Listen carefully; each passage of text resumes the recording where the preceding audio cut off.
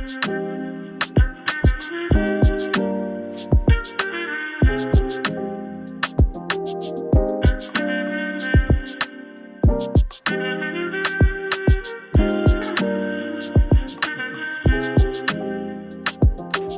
watching Slingshot the Podcast, the misunderstood voice, the culture's power. And today's episode is entitled, The Choice is Yours. The choice is yours. And we're talking about Black Sheep. Yeah. Black Sheep 1991 jam. Mm-hmm. All right. Well, every episode, we name every episode after some song titles. And usually they're from around the 90s R&B era, hip-hop R&B era. So you got the words for this one? I got the words. We didn't even need the I know. lyrics. We know don't. them. We know don't. them. Yeah, we already know them, but Yeah. you know how we do. We just want to be correct. Here we go. You can get with this or you can get with that.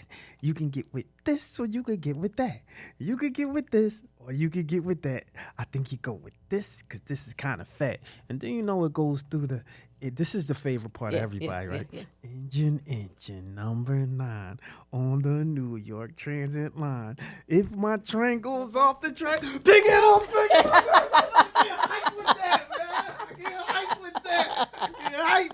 I'm trying to tell you, man. Fact. I'm saying, if you came up, listen. Yeah. If you came up during that time, you know why I'm so excited. That's right. And that's when everybody jumped. But then you was in the hot parties. It was a hot box in there. Everybody was jumping and sweaty. Still to this day, I seen an old concert like maybe a year ago. You had a guy with a cane on doing just pick it up. Everyone go nuts on it. Yeah. It's crazy how when we think of hip hop during that time, you never thought it would be what it is today. It's amazing. It's a beautiful thing. Yeah. That's our culture. That's right. Yeah. 1991. Yeah. Black Sheep. You know who else is using our culture? Do we gotta get in the Lego? I ain't going to the Legos. That's another episode, a full episode on that. That's coming. The Legos. All right. And we won't talk about the country either. All right. So why is today's episode entitled The Choice is Yours? Well, guess what? Today we're going to talk a little bit about this upcoming primary election, May 19th, very important date. And this is when the choice is yours. So let's get into it a little bit. Let's go. Are you ready for the May 19th primary election? I'm almost there. Yeah. I'm almost there. Yeah. Well, here's the thing. So many people have no idea we actually have primary elections or what they're for. Yeah. Well, why don't we talk about that? And first, because it's a lot of people. I get stopped sometimes. Like, what is it? What is a primary? Why don't we talk about what a primary is, the importance of that, and then go from there? Yeah. A primary election. This is when democracy happens. A primary election is when you get to actually have a candidate of your choosing, of the political party you belong to. So we're going to get into that in a coming up segment. But I want to give folks, before we get there, why it's even important that we should be voting in this moment. Like, why is it even important? Why is it important to vote in a primary election, in a general election? What's the importance of voting in this moment? And every time I get on this show, any place I am, any space I'm in, someone will say, why should I vote? Why is this important? And every year I'll say, this is the most important election of your life. I need a wonk, wonk, wonk. Right. We hear that so much. This year might actually be the this might be the one. I'm always this year might actually be the one. This might be the one. I know, right? It's funny. So we do a lot. I founded a voting rights organization, and we do a lot of voter engagement, civic education, and voter registration. And we're trying to encourage people who say to us, "I'm just not into politics," and our automatic response is, "Well, politics are into you." And this is how the world is structured. The world is structured in politics. Yeah, whether you like it or not. Whether you like it or not. Everything is political. You know how some folks will say, I can make this go back to racism. I can make any topic and take it back to racism.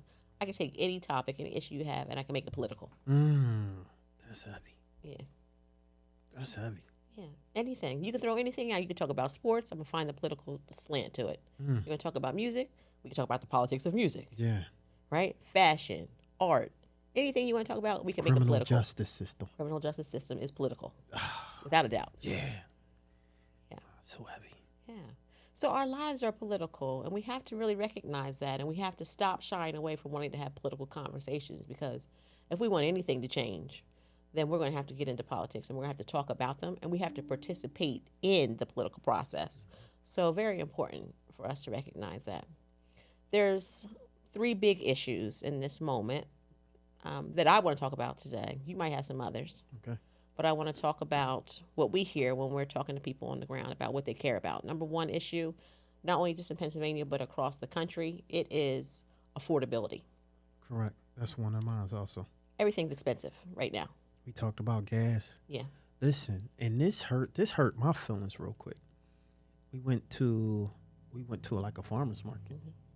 and you would think, it wouldn't be too much more than, but I literally saw eggs that went for like $8 for a dozen of eggs. Hmm. That blew my mind. It's like, jeez, this is where we are. Yeah. $8 for eggs. Yeah. That's sad.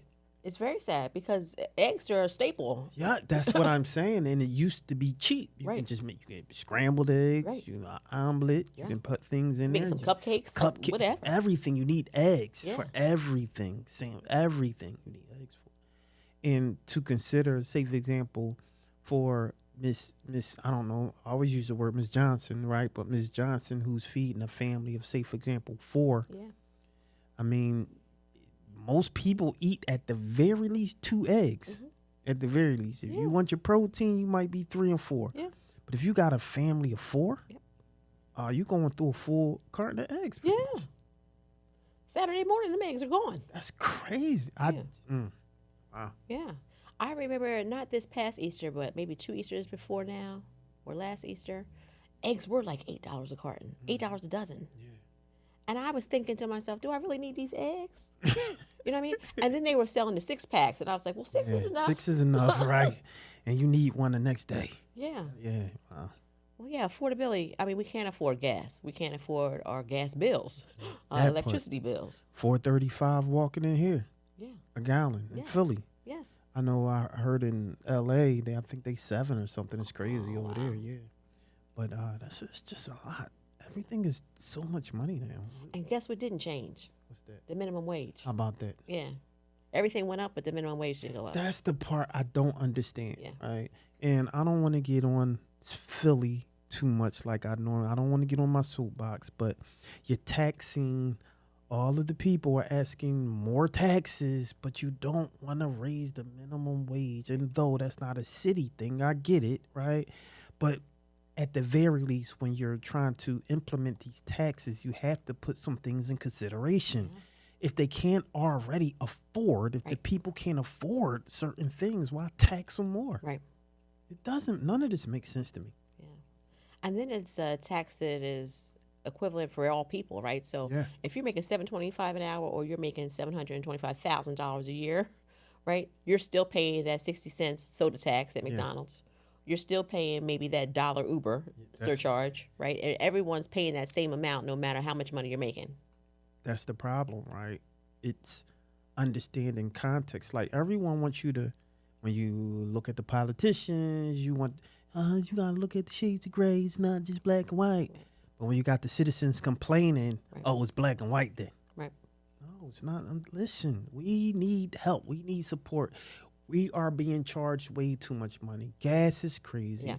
There's no kind of blanket, cost of gas. You go in the counties or you go a little bit past the inner city, gas is cheaper than it is in the inner cities, which is the people who need more help. Yeah.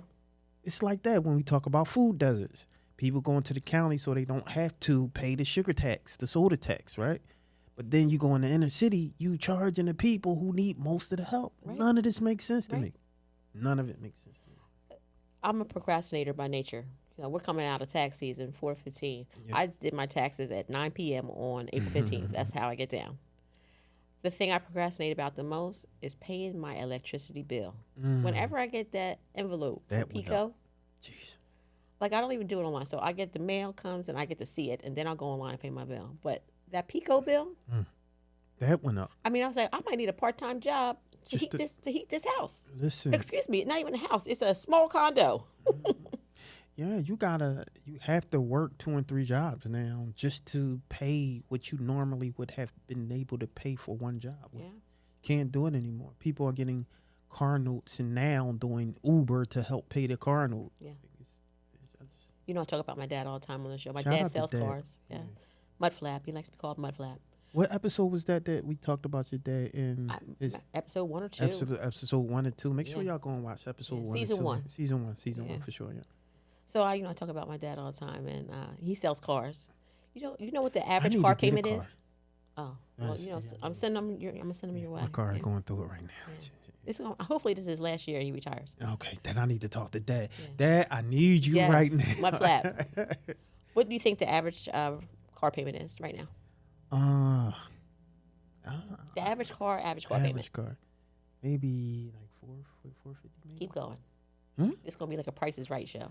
Oh man, it can't be more than like 556.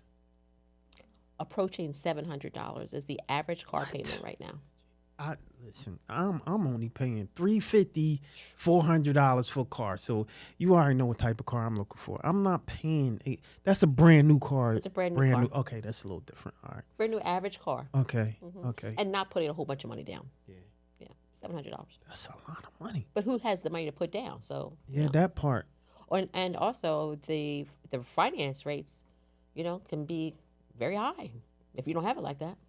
That's Yeah, which makes the car payment go up. it's sad. Yeah, so everything's very expensive.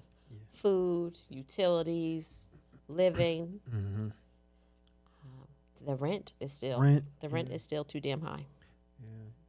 Yeah. So, in addition to affordability, there's other things that people are very concerned about when we're out on the ground and we're talking. What do parents care about most as it relates to maybe their children? Child care. Child care. Childcare. Child care is big. Affording child care. Yeah. But they are getting what? They're getting something while they're in child care. They're getting something when they're in school. They're getting a education. Oh yeah, education. Yeah. Oh, yeah, So education is very important to parents, right? You want your That's child true. to have maybe even a better education than you ever had. Yeah. Right? Well, education, again, we talk about this a lot on this podcast, but, the way we fund public education in Pennsylvania, deplorable. Yeah. Right? And we did have a court, our Pennsylvania's court said the way that we fund public education is unconstitutional. Right? But we're still waiting on the legislative branch. We're still waiting on the legislators in Harrisburg to figure out a way to equitably fund our schools. So although the court said change it up, we're still waiting on our state reps and state senators to. Yeah, that's together. what Philly is going through right now when we talk about the mayor trying, her idea to impose a dollar tax to rideshare, Yeah. so they can pay for education or our particular schools or whatever. I got my thoughts on that, but yeah, education definitely is an issue. Yeah. I think what I was thinking of, one of my main things was childcare, because that has been a big deal also when it comes to affordability. Just most people, that's going up. So it used to be like $150 a week. It went up to $250. Now they talking about almost $300-$400 a week Right. for childcare. That's crazy. Right. Why even work? Yeah, And if you're making $7.25 an hour, you don't even have enough to pay for that child care. Exactly. So now they're talking, a lot of people are talking about staying home, right? Yeah. And do homeschooling. That's right. Yeah. All right. So affordability, big crisis. Next up, we talk about education funding. We want to make sure our kids are properly educated. And someone like myself with no kids, someone to have, empty nesters with no kids in the house, why is it important that we're still paying taxes to support education? Because we want an educated populace. We want educated children out there so they're not out here in the streets causing chaos. Right? So everybody benefits when we have an educated populace. Yeah, that's right. Can you imagine a Khadija Jr.? Can you imagine? So smart. She'd be smart carrying books. Mother. Mother. No kids. Team no kids. Can you imagine? No. And then the last thing I'm going to bring up before we go to break, because you didn't threw me off on that one. Mother, who's the president today? They would know. Now, marijuana. We are coming off of April 20th, 420, and it's a popular term. Yeah, 420. 420, otherwise known as the high holiday. Yeah. Right, so here we are. This is early May, and we're talking about April 20th. Did you, did you ever hear about 420 or understand what that I was? haven't. That's probably for my white counterparts that use a lot of that. In the hood, we don't hear no 420. We just lucky that we don't get stopped and searched and Oh, somebody. so you don't need a holiday. It's just every day. It's It's just just every every day for day. the folk, Yeah, good well, old folk. But it's good to have a holiday. yeah. Can we have off in school or work or something like that? Well, some people are taking off and working school on 420 to celebrate thoroughly. So I'm lifting this up for a couple of reasons. One, not a fun fact, Pennsylvania is one of the most incarcerated places on the planet Earth. I didn't say the country. I said Pennsylvania is one of the most incarcerated places on the planet Earth, which means we lock up a lot of people, and they get locked up on drug charges a lot of times in Pennsylvania. And so when you have a state such as ours that has not legalized or not decriminalized marijuana, we have a lot of people behind bars on marijuana charges, and some of these are felonies. And if you're currently incarcerated on a felony conviction, you can't do what? Can't vote. You can't vote. Yeah. Can't vote. Yeah. Right? So this is an issue for a voting rights organization when you have one of the most incarcerated places on the planet, people who are disenfranchised, right? No access to the ballot because they are incarcerated due to felony convictions for drug charges. When every state, pretty much every state surrounding us, has either legalized or decriminalized marijuana. So, Pennsylvania, out of 100,000 Pennsylvanians, so people who are, out of 100,000 people in Pennsylvania, 589 are included in prisons and jails and immigration detention centers and juvenile justice facilities. So that is the incarceration rate in Pennsylvania, 589 out of 100,000 people, which makes us one of the most incarcerated places on the planet Earth. We lock up a lot of people, and it stops them from being engaged in the political process. So when we're talking about why it's so important to vote or voting matters, well, we should be electing maybe some officials, some political officials who care about legalizing marijuana. Yeah. And that is the role of state government can do that, and so can federal government, but state government who we're voting for this year have the ability to do that. It's the primaries. Yeah. All right. Well, we're going to take a quick break.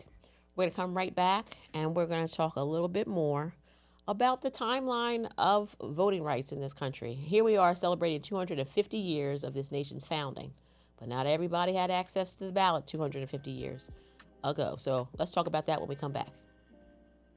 You're watching Slingshot the Podcast, the misunderstood voice, the culture's power, at New Millennium Multimedia Studios.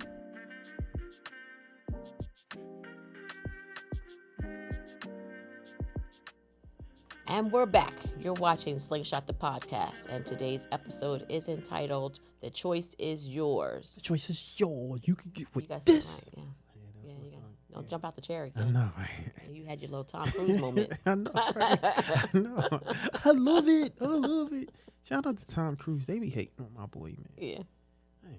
Hey, he does his own stunts. That's what I'm saying. Yeah. How can you hate on Tom Cruise? Sorry. All right. Well, we're back here today, and we're talking about the choice is yours. And the choice we're talking about is you have the choice in a primary election to have the candidate of your choosing. That's right. This is when democracy happens. And democracy has not been realized for everybody in this moment and 250 years ago with this nation's founding.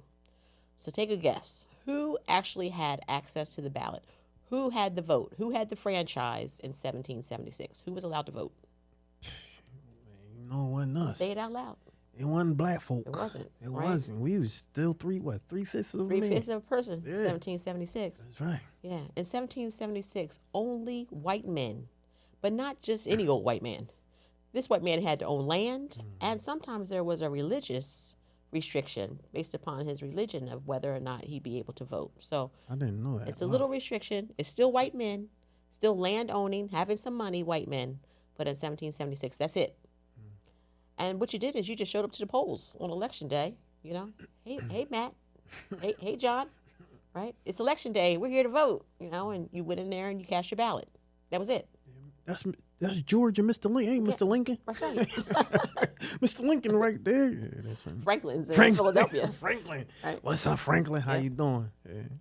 So just 80 years later, we move into now 1856, and we've opened it up just a little bit. Who have we opened it up to? It's still just white men now, but they don't have to own land. Just as long as they're 21 years of age and a white man, you also have the freedom to vote. You have access to the ballot. Now, this is an interesting time because 1856, there's really not a such thing as voter registration. You just show up to the polls, right? Hey, Matt. Hey, John. Hey, good to see you again. How's the farm? Mr. You know what I mean? Franklin, I got a couple more. What's going on? How's life, right? You show up to the polls, you vote, you walk out the door. That's really how it went. Yeah. It wasn't until like around 1836, 1838, this time period, in which a thing called voter registration was created. And voter registration, let's not get this confused, voter registration was created to stop people from voting, not to help people vote. So even to this day, the application of voter registration is quite complicated for many. So it is not something that is just easy to do, but created in Pennsylvania to dissuade people from actually being able to cast a ballot. Now, the 14th Amendment is making a lot of news as of late because we're trying to figure out who's a citizen and who's not. Right. Must I be born in the States to become a citizen? Must my parents have been born in the States? Who had they been born here at what time? So the 14th Amendment grants Black Americans now, the formerly enslaved particularly, the right of citizenship. The 14th Amendment says that Black people gain citizenship, but not the vote. Still not having access to the ballot. You're just not 3/5 now. Yeah, you're not 3/5 anymore. You're a whole person. You're a whole person but now. you're still not voting. Yeah. Now we move into 1870, just a couple of years later, and then the 15th Amendment. So we're in the Reconstruction Amendments, right? 13th, 14th, 15th Amendment. 15th Amendment says, okay, we're going to prevent those barriers that we had based on race, and we're going to allow Black men now to have access to the ballot. Still not the women, but Black men. Now, let's also not get this confused. They may have had the law on their side to say you can vote, but when you have some folks riding around on horses with hoods on their heads saying, go ahead and vote if you want to, you're not going to be out there casting the ballot. Hey, boy, you better not go do that. Yeah, don't do that. Don't do You that. better not go do that. Yeah. And so we have this period in time, 1870, this is the rise of the Klan and all these other white nationalist groups that are really trying to stop Black men from voting. So, for clarity, could white women vote at that point? No. Okay. It's still just white men and now Black men. Okay. All right. All the Black men not feeling safe about it. Yeah. So now, 19th Amendment, we move into 1920, it is the opportunity for all the ladies in the house to be eligible to vote, but not all the ladies in the house. We're still on now just white ladies. Okay. All right, so white women gain freedom to vote in 1920 with the passage of the 19th Amendment. But they was able to truly vote. But they were able to vote without all the fear that Black men had. Yeah. All right, cool. But here's the thing about that as well. Okay. Although you had someone like Ida B. Wells, Sojourner Truth, Harriet Tubman, all suffragists, all fighting for the vote for women and fighting along the lines of Susan B. Anthony and others, still Black women not having access to the ballot in 1920. It's still now just white men, some Black men who feel safe enough to do it, and white women. 4 years later, 1924, and we move into the Indian Citizenship Act, which says that Native people whose land we are living in, the indigenous people, are now considered citizens of this country. Wow. It wasn't even until 1924 that we said Native Americans, you now have the freedom to vote. That's crazy. Yeah. I mean, we're on Native American land right now, where we sit here in Delaware County. It's their land. It's their land. And they don't have citizenship. They weren't citizenship. In their land. They were not citizens until 1924. What kind of, I'm not going to curse on your show. What kind of effery is that? Yes. Yes. What kind of effery? You're in my house. You put your feet on my coffee table and tell me that I can't even come in the kitchen. Right. That's crazy. Yeah.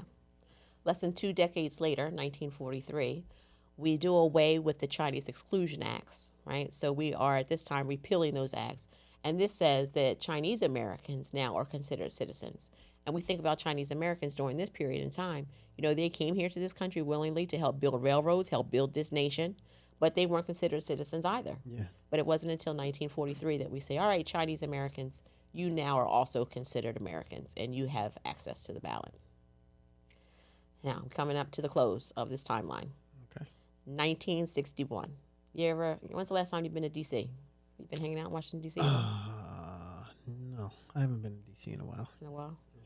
So you should take the Amtrak from Philly. I caught a rate for $20. What? One way. Philadelphia to DC, We're $20. talking about affordable. Yeah, That's affordable. that's affordable. Yeah, no, for sure. All right, the 23rd Amendment, 1961. This allows for D.C. residents to now be able to cast a ballot for the president or the vice president of the United States. Prior to this, D.C. residents could not vote for the president of the United States of America. So I'm lost. All right, so let's back up. All right, so I No need matter what that, color you were. I need that explained a little bit. Right. So we're saying that at this point in time, pretty much everyone can vote except black women. Yeah. Right. Native Americans can vote now. Right. Right.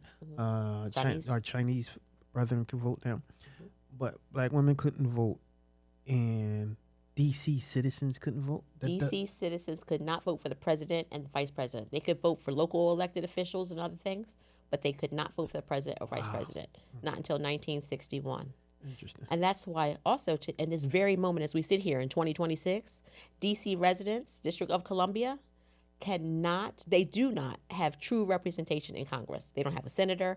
They don't have true U.S. representative in Congress. So is that because they have the president? It's because that is his District of Columbia and it is not a state. Although the population of the District of Columbia matches like Rhode Island and other places, there's more people who live in D.C. than Rhode Island. Yet Rhode Island is considered a state, therefore they have 2 senators, they have U.S. Congress people. The District of Columbia is that. It is a district. It is not Maryland. It is not Virginia.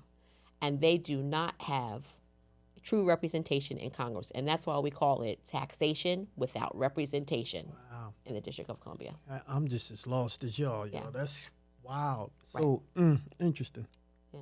District of Columbia. And who lives in the District of Columbia? Black folk. Right. Black folk. You already know. Like, you don't have to think twice about that. Right. And I'm sure some of our Chinese citizens are in there and mix a little mix of them, and especially our native families, probably a little mix of them. Yep.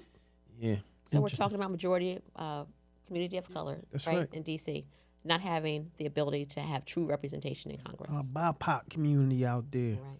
Wow. Yeah. All right, we're going to move into 1965. Now, this is the passage of the VRA, the Voting Rights Act. This is what we had so many people fight and die for, right? The Voting Rights Act of 1965. Now, this is supposed to eliminate all those barriers that black men had back in 1870 when they got the freedom to vote. Say that one more again. Yeah. One more time. Yeah. So this is now the time in history, 1965, where we're eliminating literacy tests, that you had to take a test, and if you couldn't read these 5-syllable words, you would not be able to be registered to vote or cast a ballot. This is supposed to eliminate grandfather clauses that would say you can't vote unless your grandfather was a voter, right? So these are things that were happening. And also various tests such as how many jelly beans are in this jar. And if you couldn't guess how many jelly beans were in the jar, you couldn't vote on that day. What? These were all the barriers before voters What in the prior to 1965. And that's not that long ago. Our parents were born. They were alive in high school. You trolling me. Ain't no way. Yeah. You trolling me. Yes. Wow. 1965. Now we're going to move just 6 years more. We're going to move into 1971. For all the history buffs out there watching Slingshot the podcast right now. Wow. In 1971, what was going on in this nation? What was going on in this country? We were in the middle of what? We were in the middle of the Vietnam War. That's right, the Vietnam. And if we're going to draft... Them Viet Congs ain't done nothing to me. Right. Yeah. Muhammad Ali. Shout out to Muhammad Ali. Right? And so when you say that an 18-year-old could be drafted and sent to a foreign land to die, yet they don't have access to the ballot, something is wrong. And Americans said no. And a constitutional amendment made it so that the voting age changed from 21 to 18. So here we are in 1971. It took from 1776 to 1971, almost 200 years, that now pretty much everyone who is a citizen and 18 years old has access to the ballot. That's the timeline of voting rights in this country. Wow. That was some really great information. I didn't know half of that stuff, right? And I think that this particular show is going to be very informational for someone. Make sure you like and follow. Yeah. Like, subscribe, and follow Slingshot the podcast. And for those who truly need a quick little history lesson, she just gave you a roadmap, a timeline of everything that happened as it relates to citizenship and for us to be able to vote, Right. which was very interesting. Yeah. When everybody had access to the ballot, All right. Well, we're going to come back. We're going to take another break. We're going to come back and we're going to get into what Charles started off this program with earlier today, which is what is a primary election? What's the deal about primaries? Why should I be voting in a primary election? So stick around. Come on back. We're going to talk about all things primary election. You're watching Slingshot the Podcast. This is more than just a podcast. This is a movement to inspire and motivate and mobilize. This is for those whose voices have been unheard, misunderstood, undervalued, and underserved. We're going to talk about sports, culture, entertainment, and we're going to use this to build power in our communities. And welcome back. You're watching Slingshot the Podcast, the misunderstood voice and the culture's power. And today the episode is entitled, The Choice is Yours. You can get with this or you can get with that. Club bangers. Love it, love it, love it. Back in the day, had you jumping up and down. Oh, This is why we were in shape back in and the 90s. you can't beat that with a bat. That's real right there. Mm-hmm. Okay. So as we close out here today, hopefully you've learned something because we've talked about the issues that matter to our communities. I'm sure people learned a lot. We talked today. about the timeline of voting rights. Yeah. And so now we're going to talk about these choices that we have. The choice is yours. The choice is yours. The choice is yours. And unfortunately, less than a fourth of the people who are actually registered to vote actually come out and vote in primary elections. I might have been guilty of this in my 20s, maybe not voting in every single election, but I'm pretty sure since my 30s I've been voting in every single election, primary and general. So let's explain the difference between the two. So the primary election here in Pennsylvania happens typically in May. It happens in April during presidential election years. We bump it up just a little bit. But every other year it is in May. And these primary elections, this is when democracy happens. This is when you get to put a candidate of your choosing on the ballot that will appear on the ballot in November, right? So we're voting for folks in May for them to win their party's nomination. So if you're a Democrat and you go vote on May 19th, you're going to get a Democratic ballot. And you will only be able to vote for candidates who are Democrats. That's how this works. If you are a Republican on May 19th, you will go to the polls and you will get a Republican ballot. And you will only be able to vote for candidates who want to be the nominee for the November election if you vote for them. And if you show up to the polls on May 19th and you are not a Democrat or you are not a Republican, guess what? You're getting turned around. You're the black sheep. You're the black sheep. You're getting turned around because, in this moment, you are the black sheep. How about that? Yeah, you're the black sheep. You're the black sheep. Yeah. So you're getting turned around because you are not registered as a Democrat or a Republican, and therefore you can't vote for candidates in a primary election. Now, Philadelphia has 2 ballot referendum questions. Yeah. So you're going to see those on May 19th. So if you are registered unaffiliated, or what some may say is being independent, you will be able to vote for those 2 ballot referendum questions in Philadelphia and some other counties that may have some ballot referendum questions, but you will not vote for a single candidate. So if you want to change that in a closed primary state like Pennsylvania is, you need to, before May 4th, on or before May 4th, change your voter registration, do an update to your voter registration, and choose one of the 2 major political parties. If you do not, there is nothing for you to vote on on May 19th. No candidate to vote. And that's a problem. That's one of the biggest problems that I have always had issue with. Yeah. This 2-party situation, man. There's a problem with that because it could be a time where you're like, you know what? I don't even like what my party is saying. I'm a registered Democrat, right? And so there's been some times where I kind of side-eyed that, and then you have somebody like Bernie pop up, and I'm like, interesting. Mm-hmm. And so there's a lot of people who has been doing research, understand the issues, understand the politics of it, understand the policies, and understand exactly what's happening in those communities, and want to speak to that when other parties are not paying attention to that. And that's where I believe it should be opportunity where we can somehow fix this 2-party system to allow other opportunities. Well, Pennsylvania is one of only less than 2 handfuls of states that has closed primaries. Yeah. Most states in this country do not have closed primaries. They have open primaries. You go and you vote for whoever it is you want to vote for during the primary, and you hope that person gets on the ballot for the November election. Yeah. Pennsylvania, not so much. Yeah. Yeah, there's a lot of advocates, a lot of different organizations out there right now trying to open up elections. But I'll tell you who's not in favor of opening up elections: the parties Yeah, themselves. it's the parties themselves. The parties themselves. They want to keep it a two-party system, Yeah. which is the problem that was. Yeah, shout out to Bernie, man. That's all I got to say, man. Shout Well, out okay, to Bernie Sanders Yeah. is an unaffiliated Yeah. individual, right? But he caucuses with the Democrats. Yeah, he does. And so yeah, I mean, that's kind of where we are. But yes, you have like the Green Party, the Libertarians, Yeah, working families. working families. Yeah. They have nobody to vote for. And that's a problem. Yeah. That's a problem. Yeah. It's a problem. Yeah, two-party system. Yeah. All right, so it looks like you're an advocate for I am eliminating. 100%. Yeah. 100%. I'm definitely, because it's. Remember, we talked earlier about black and white. It's Right. not always black and white, right? There's always shades of gray. Yeah. And I believe it's certain things that's being missed, and people are being forced to vote for their parties. They're indoctrinated as soon as they come out to shoot. If your chances are, if your mother is a Democrat, your father is a Democrat, 99% of the time, your children are going to vote for what mom and dad is going for. So they'll be a Democrat also, and vice versa. If you're Republican, the same thing, Yeah. right? But as you get older and you start to see that things are changing, like even time is changing. We didn't talk about AI when the Democratic Party and the Republican Party was established. Mhm. There was no such thing as AI. Right.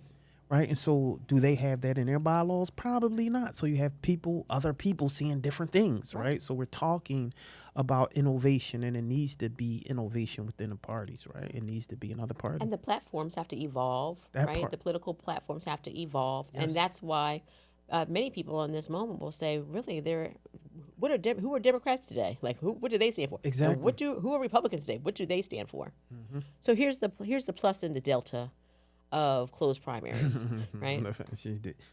We talking about. Yeah. She's too smart. Yeah, I'm talking about the Mother. I'm talking about the plus and the delta, the symbol of change, right? Delta, symbol of change. So here's the plus and the delta. So I'll start with the delta first. What are the issues people have with a closed primary? I'm one of them. I must be registered with a political party in order to vote. You have to. Now, I lead a voting rights organization that's nonpartisan. So, in order for me to appear some certain way, I really shouldn't be registered with a political party. Right. Because it appears that you support that Support particular somebody party. So over how the can you other. be bipartisan? But how can I vote in May if Yeah. I don't choose one? That's right. That's right. Yeah. Yeah. That's the And quagmire. I want to vote, and I want to vote in every election. Yeah. So I have to choose one. Yeah. Now, that's the thing. You can always go back and forth. I can change my party affiliation any amount of times I want to. And I recommend for you out there, if you want to do that, do that. Yeah. So, that's part of that. The other delta that's in this is that when you have a two-party system, it's hard. They don't fight for you like they need to. Like if I'm an independent person or if I'm an unaffiliated person, they need to fight for my vote.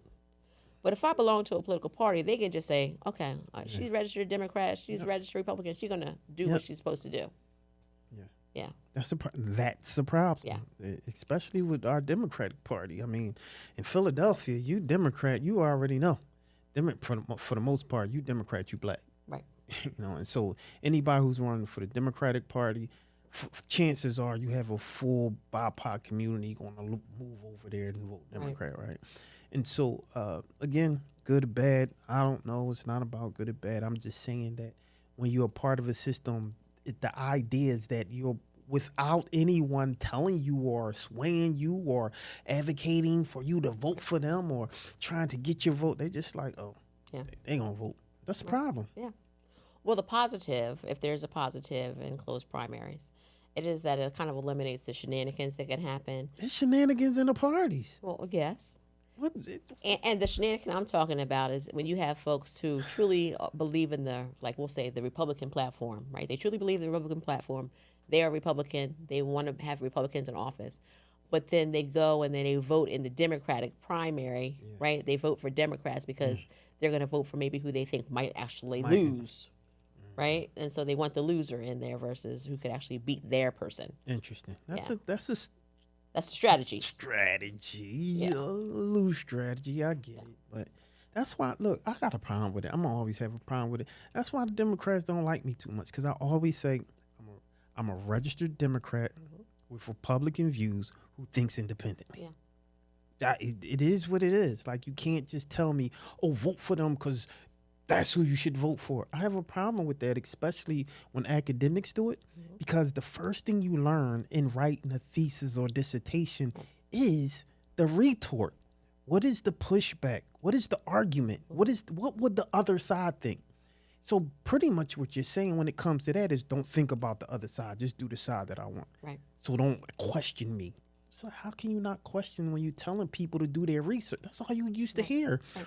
False information, misinformation, make sure you do your research. Well, in order to do research, you have to ask questions. You have to question something. But they tell you not to question. So I couldn't, I just didn't, I just had a problem with it. Yeah. Yeah. Well, there's this about primary elections. And I say that this is when democracy happens. Now, I'm speaking to you out there who are living in Philadelphia, Pittsburgh, Shout out to Philly. Harrisburg, right? All of you living in these major cities, right? Recognizing that in these major cities, the majority of people are registered as Democrats, period. Shout out to those that live in Johnstown or somewhere in Elk County or Clarion County. Most of the folks that are registered there are registered as Republicans, right? And so if you are not someone who is going to vote in the primary election, you're going to lose your opportunity to actually have the candidate of your choosing. Yeah. Because whoever wins the primary election generally will win the general election in November because of the party registration. Yeah. And that part too, right? When you say that, I think of, that's why I say I have some Republican views, because there were some Republicans. All right, so one of the candidates that was just running, shout out to our beloved mayor, Sherelle Parker, but David O was actually running. And he's a registered Republican, ran as a Republican. But David O, I actually saw him in the community helping and supporting black folk when I didn't see anybody as a Democrat doing it. So it made me say, hey, Republicans ain't all that bad. And they're supporting. So why wouldn't I give some support to, quote unquote, a Republican candidate? Yeah. And so I think we are grown to hate the other party. That's a problem for me, because you shouldn't just hate the other party. Right. You should always be inquisitive, do your research, and understand, because there's some Republicans out there doing some amazing work. And so they need their flowers also. You can give flowers to your own party, but when people are doing well, you're supposed to acknowledge that. Well, someone like a David O, who's a registered Republican, is unlikely to win. Of course. Right, in Philadelphia. Yeah, absolutely. Because the overwhelming majority of Philadelphians are registered Democrats. Right. And that is why the primary election is so important. Yeah. Because right now, so we know there's a vacancy, the 3rd Congressional District in Philadelphia. This will fill the role of the retiring seat of Dwight Evans, Congressman Dwight Evans. That's right. Right? And so whoever wins the May 19th primary will very likely win the general election in November. So if you want a certain candidate to win in November, you must vote for them in May. Yeah. Right? Yep. So if you're in Philadelphia, you must vote for them in May. People question all the time, who's electable? What's electability? Yeah. My answer is always, whoever gets the most votes is electable. That's right. Right? Whoever gets the most right. votes is electable. And that doesn't mean it has to be the person with the most money or the most experience. It is the person that can drive out their support team better than anybody else. Yep. And so if your ground game is strong and you're able to have a community that's going to knock on doors for you, not even necessarily raise money for you, but be in community and encourage other people and their families and their social circles to vote for you, they are electable. Yeah, they're the most visible. It's always the most visible, where people can see, touch, and feel, so to speak. And I mean, you got Rab, Stanford, and Street. I mean, it's gonna be a fight. Yeah. Yeah. All right. Well, we're coming to a close, and so I want to make sure that we all learned something today. I hope. I learned a lot. Yeah. Shout out to Yeah, I hope we all Slingshot learned the something podcast. today. I want you all to check your voter registration. That is your call to action for today's episode. Check your voter registration. Check your voter registration and make sure you are still registered to vote. Make sure no shenanigans happen and you fell off the voter roll or something happened. Make sure that you are registered at your current address in case you moved since the last election. Make sure that you have the proper name that matches your ID. as you're ensuring that you are registered to vote, make sure you are registered with a political party, either Democrat or Republican, if you want to vote for a candidate in the primary election. Do all of those things. You must do all of those things, and before the deadline. I think this episode is going to air after the deadline, so I hope that you all did this, I know. which was check your voter registration status and those around you. All right, May 4th is the deadline to do that. Now, this is also the episode in which the primary election is about to happen. So we hope that you get to the polls and you are not turned away. No one leads you astray and misinforms you or disinforms you. I want you to know that if you're going back to a polling location, you've always voted. It hasn't changed. It's always been the elementary school. It's always been the church. And this is where you've always voted. You do not need to bring ID with you. That's right. You just need to make sure that the signature that you use is matching what it is in the books, because that's what they have you down looking like, right? If you've been voting in the same place all these years, no need to take ID. If you are a first-time voter ever, or you're voting in a new precinct because you moved from Chester County to Philadelphia and you're voting in a new location, you need to bring ID. Yeah. What ID is necessary? Let me be very clear. It is not a passport as being mandatory. It is not a birth certificate being mandatory. You do not have to show those specific IDs to be IDs. The Save America Act is not law as of today's shooting of this podcast. The Save America Act is not law, right? So if you want to vote in any of your new precincts or as a new voter, you can bring your registration card with you. That's a form of ID. You can bring a utility bill. You can bring a paycheck. You can bring your state-issued ID, a school ID. There's lots of various IDs that you can show that will qualify you to go ahead to the polls and vote. So please don't let anybody mislead you and tell you you must have a passport or a birth certificate. You do not in this moment. And if you have a problem, let us know in the comments. Let us know so you have people that can advocate for you. Let us know in the comments. Make sure you like, share, and subscribe. Slingshot the podcast. And let us know your story. Tell us your story on any challenges that you had as it relates to vote. That's right.